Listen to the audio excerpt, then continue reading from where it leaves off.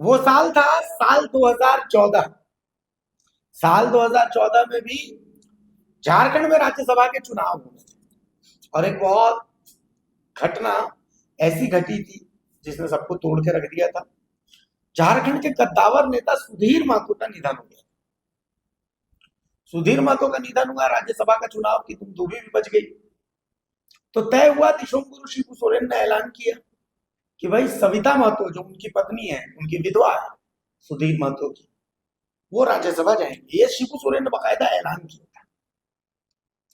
लेकिन गठबंधन की मजबूरियां देखिए, लालू यादव का प्रेशर पॉलिटिक्स देखिए, और दिल्ली से कांग्रेस आला कमान का प्रेशर देखिए कि सविता महतो जिनकी घोषणा हो चुकी थी, जिनको मतलब छूतका में जिनको रांची बुलाया गया था कि भाई राज्यसभा के लिए आपको सारी तैयारी करनी है, लेकिन आखिरकार उनको राज्यसभा में भेज करके एक पॉलिटिकल समझिए कि फिगर बिहार के थे प्रेमचंद गुप्ता, तो प्रेमचंद गुप्ता को जो है वो राज्यसभा भेजा गया। लालू के करीबी, कांग्रेस के भी करीबी प्रेमचंद गुप्ता राज्यसभा गए। लेकिन उस समय मथुरा महतो, विद्युत वरण महतो, जगन्नाथ महतो, सब ने इस्तीफे की पेशकश कर दी थी। ये सब विधायक थे, सब ने दिशोम गुरु शिबू सोरेन के सामने इस्तीफे की पेशकश कर दी थी। लेकिन दिशोम गुरु शिबू सोरेन ने उनको समझाया था कि राजनीति में कुछ मजबूरियां होती हैं। किसे पता था कि वक्त एक समय ऐसा करवट बदलेगा कि आज दिशोम गुरु शिबू सोरेन का बेटा हेमंत इन सबको एक एक टांग पे नचवाएगा। चितरंजन हमारे साथ है। नमस्कार, जोहार, भारत मित्र देख रहे हैं आप। मेरा नाम अभिषेक भारती है। चितरंजन, ये लगभग 12 साल पुरानी बात है। 12 साल बाद वक्त का पहिया बदला और आज हेमंत सोरेन बदला ले रहे। भले आप कहा जाता है कि भाई जो कुर्मी विद्युत वरण महतो आज तक बीजेपी में है, यही कारण है कि जयवंत सोनम का मोहभंग हुआ, यही सबसे बड़ा कारण था। मथुरा महतो जो है वो भी कांग्रेस के जो जहाज हैं उनको वोट करेंगे कि नहीं करेंगे इस पर संशय है। अब आप क्या लगता है आपको, ये हेमंत का बदला है? बिल्कुल देखिए, क्योंकि उस वक्त झारखंड मुक्ति मोर्चा की इतनी ताकत नहीं थी। अब तक के झारखंड के इतिहास में सबसे सबसे बड़ी ताकत के साथ अगर कोई पार्टी आई है तो झारखंड मुक्ति मोर्चा, और इससे बेहतर झारखंड मुक्ति मोर्चा का परिणाम अब नहीं हो सकता, क्योंकि इससे बेस्ट आप क्या करें। क्योंकि झारखंड मुक्ति मोर्चा का एक औरा है, एक ओहदा है, वो वहां तक वो झारखंड मुक्ति मोर्चा इस बार जो है चुनाव में पहुंची, 24 के चुनाव में पहुंची, यानी 14 से 10 वर्षों तक झारखंड मुक्ति मोर्चा के नेताओं ने जो संघर्ष किया। अब इसका फलाफल यह है कि देखिए, इससे पहले भी झारखंड मुक्ति मोर्चा के पास इतनी ताकत थी कि अपना एक सीट उस वक्त भी भेज पाते। इसके पास सरप्लस वोट पहली बार आया है कि 6 सरप्लस वोट राज्यसभा के लिए, डिसाइडिंग फैक्टर। और वो 6 ऐसे वोटर से जो डिसाइड करें, क्योंकि बीजेपी बिना इसके नहीं जा सकती। शुरुआत में आप देख रहे होंगे कि जेएमएम के तरफ से जो है नाराजगी पेश की गई। लोग कह रहे हैं कि वो दिखावे का था।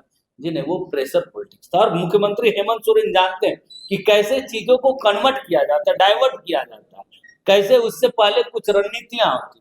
उस रणनीति का हिस्सा था सुप्रियो भट्टाचार्य का प्रेस कॉन्फ्रेंस। देखिए, सुप्रियो भट्टाचार्य या जेएमएम के सुप्रियो भट्टाचार्य ऐसे थोड़ा कोई छोटे नेता है या कुछ भी बोलते हैं। कुछ भी बोलने से पहले वो सारा कुछ उनका तय।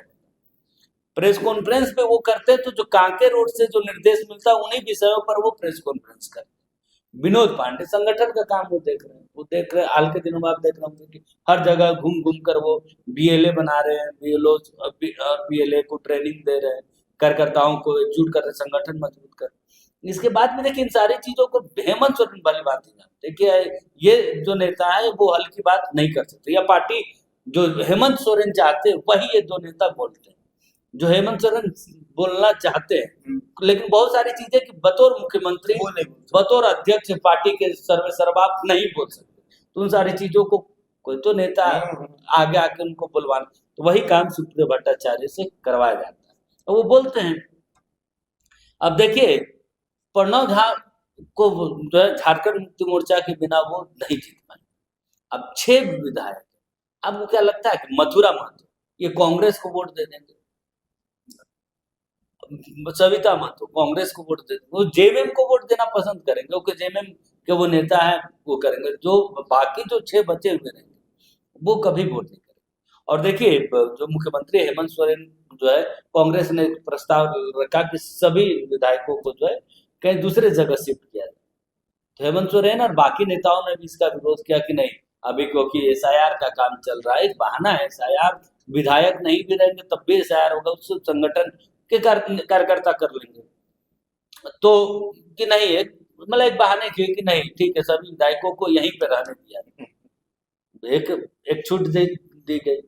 अब एक मैसेज भी है कि आप कितना भी चाह ले, आप कहीं बक्से के अंदर बंद कर दें, जब वो जाएंगे बक्से से बाहर उनको वोट देने के लिए निकालेंगे, तब तो वोट वो कहाँ देंगे ये आप थोड़ी ना तय करेंगे। और देखिए जो पर्यवेक्षक नियुक्त किए जाएंगे या फिर जो बूथ मैनेजमेंट जो होगा राज्यसभा के समय, जो पार्टी के एजेंट होंगे उनको वो देखते हैं कि आपने किनको वोट किया।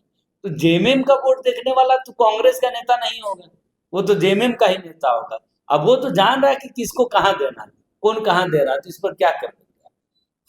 फिर एक बार चमरा लिंडा वाला जिक्र होना चाहिए कि चमरा लिंडा को पार्टी जो है क्या कार्रवाई की जेएमएम या गठबंधन में, उनको बाकायदे गिफ्ट मिला, मंत्री बनाया गया उनको। वो उन्होंने भी तो लोकसभा चुनाव में लोहरदगा में कांग्रेस के खिलाफ नहीं बल्कि सुखदेव भगत तो गठबंधन के, इंडिया गठबंधन के वो उम्मीदवार थे, उनके खिलाफ जाकर वो चुनाव लड़े। उसके बाद विधानसभा में फिर उनको जीते, उनको मंत्री बना दिया गया। तो जेएमएम कांग्रेस के दबाव पे थोड़ा सा भी नहीं है, एक जरा सा भी उसके दबाव में नहीं आना, बल्कि जेएमएम के दबाव में कांग्रेस हमेशा रहे। और आप देखेंगे कि जो है परिमल नाथवानी ज्यादा वोटों से चुनाव जीतेंगे।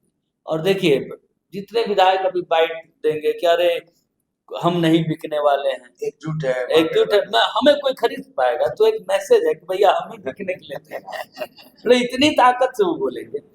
कुछ नेता ऐसे भी हैं झारखंड में कि वाकई में उनको आप नहीं खरीद सकते, पैसे से उनको आप नहीं खरीद सकते, उनको आप डरा के नहीं खरीद सकते, उनको आप प्यार से खरीद सकते हैं, उनको आप पॉलिटिकल ये सब से आप कर सकते हैं, पैसे के दम पर कुछ ऐसे नेता अभी भी हैं, लेकिन वो नेता वोट ही नहीं करेंगे, वो जेएमएम को वोट करेंगे, जेएमएम का है तो जेएमएम को वोट करेंगे, कांग्रेस वाले कांग्रेस को वोट करेंगे। अब जैसे सीपी सिंह को वो पार्टी लाइन से बाहर नहीं जाए, कभी नहीं जा सकते, ऐसे जेएमएम में भी, ऐसे कांग्रेस में भी, सभी दलों में।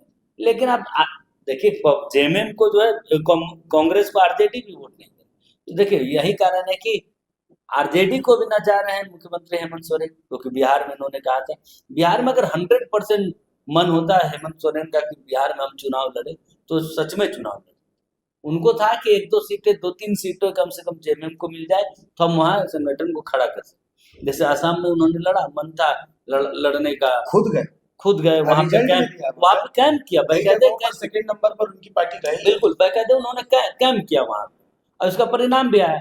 अभी सब अंजनी सोरेन जो है वो टिकट नहीं मिलने से, पार्टी जैसे टिकट नहीं मिलने से वो नाराज चल रहे। बसंत सोरेन की भी नाराजगी है कि दीदी को जो है टिकट मिलना चाहिए था। जो विधायक, जो जानकारियां आई कि विधायक दल की बैठक में भी वो नहीं आ रहे थे, बाकायदे पहली दफा जो है इस तरीके की बैठक में मुख्यमंत्री हेमंत सोरेन के बगल वाले कुर्सी उनमें उनको बैठाया गया कि अरे आपका भी वजूद है, आपके भी जवाबदेही जिम्मेवारी पार्टी में है, आपको वो नाराजगी दूर करने का एक प्रयास करना। अनुमान होता है कि जो वरिष्ठ नेता है जेएमएम के, स्टीफन मरांडी, ऐसे नेता जो उनको जगह दी जाती है, फ्रंट में बैठाया जाता है। लेकिन अब पहली बार आप देखे होंगे कि जो है बसंत सोरेन को मुख्यमंत्री हेमंत सोरेन के बगल में बैठाया गया। तो ये सारी चीजें एक मैसेज है कि जेएमएम जो है परिवार में भी जानते हैं कि हेमंत सोरेन को इस वक्त डीच करना, चीट करना पॉसिबल नहीं है, क्योंकि अभी ये सबसे ज्यादा पावर में।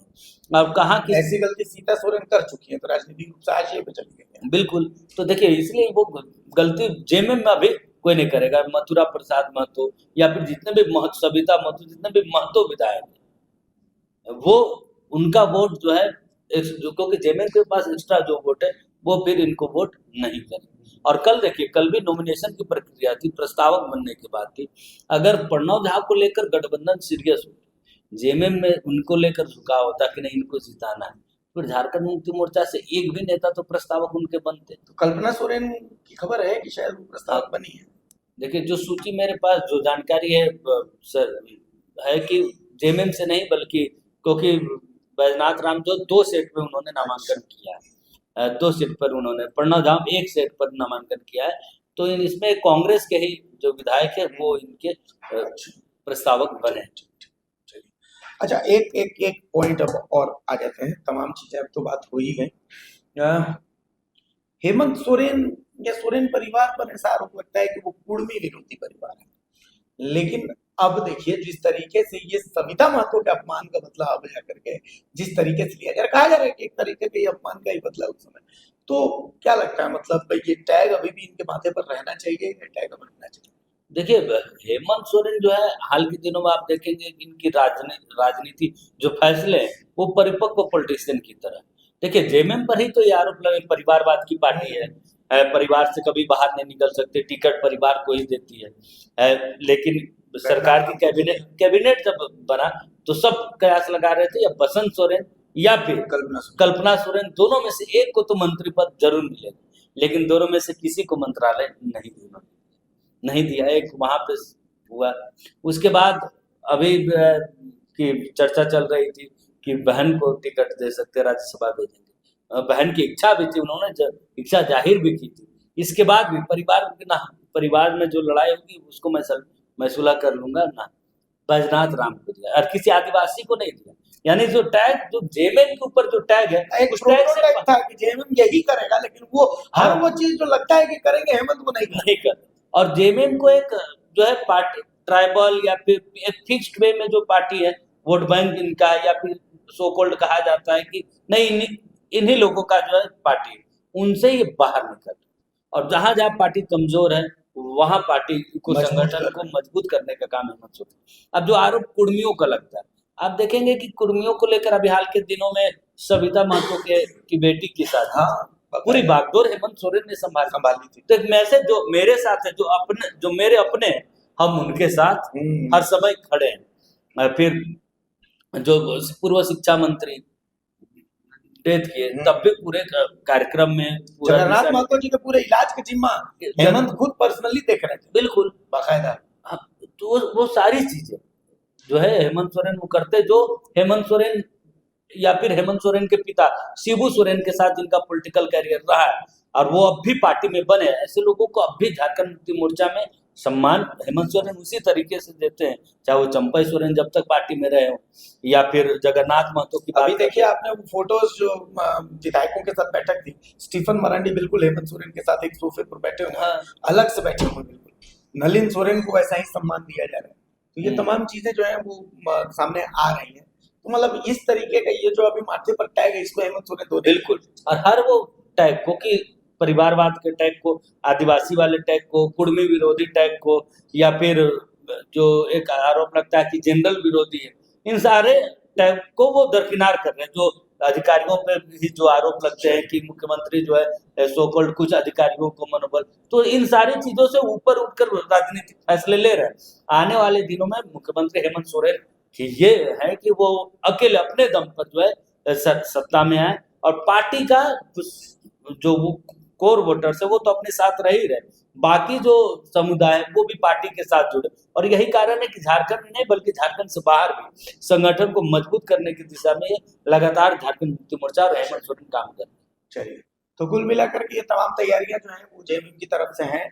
जेएमएम ने बदला तो लिया, हेमंत ने बदला तो लिया और ये फिक्स है। और चितरंजन का दावा भी है कि देखिए जो कुर्मी विधायक है ना, वो कांग्रेस को तो वोट नहीं करने वाला है, और कांग्रेस अपनी करनी का फल जो उसने इतिहास में किया है, आज उसको उसका भुगतान जो है वो करना पड़ रहा है।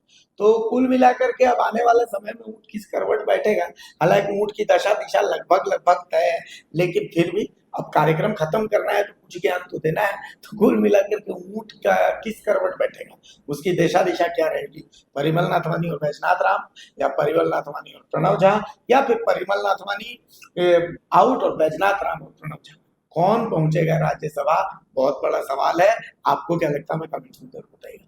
नमस्कार, जय जोहार।